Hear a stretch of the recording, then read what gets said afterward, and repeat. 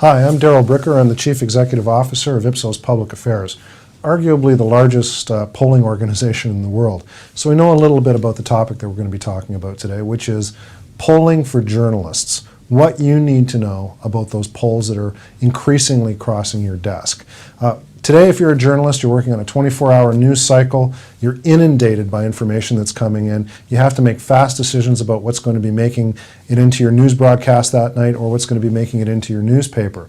And when it comes to polls, sometimes it's pretty hard to tell what's good and what's not.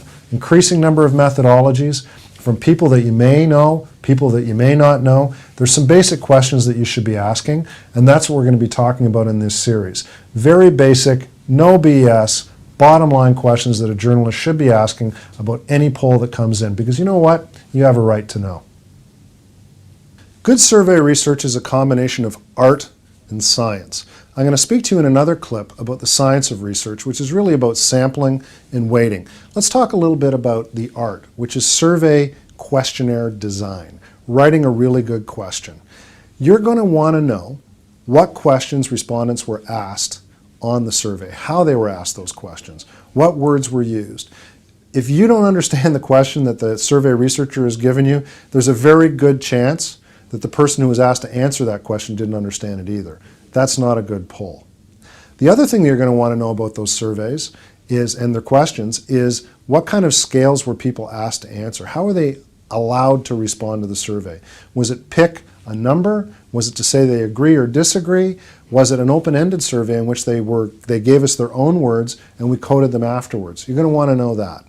And then finally, the thing that you're going to want to know is what questions preceded the question that you have in the survey that's in front of you. There's something called the priming effect, which means that as people answer various questions, it has an influence on questions that they answer later. There's a really classic example of this from Yes, Prime Minister that we've attached to this clip. And Bernard and Humphrey are going to show you a good example of how not to do it. Things don't happen just because Prime Ministers are very keen on them.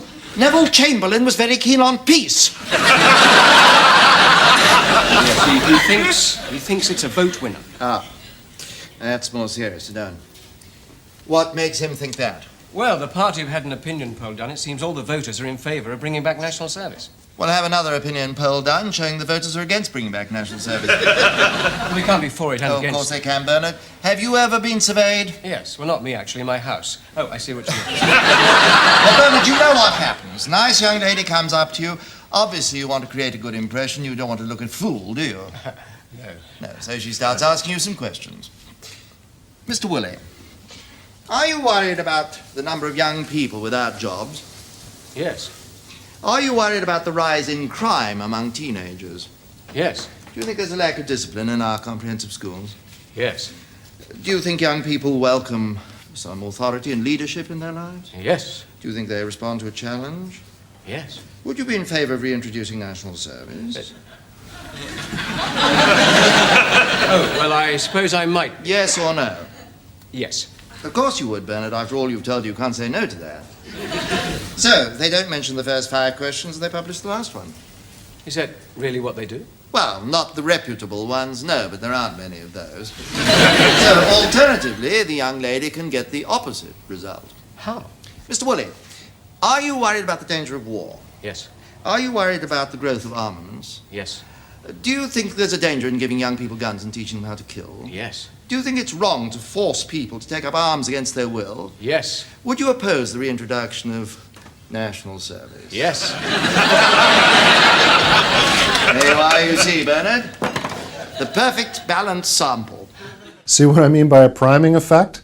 And see how the way that questions are asked and how they're presented to respondents has an impact on how people respond? I think Humphrey and Bernard did a great job on this.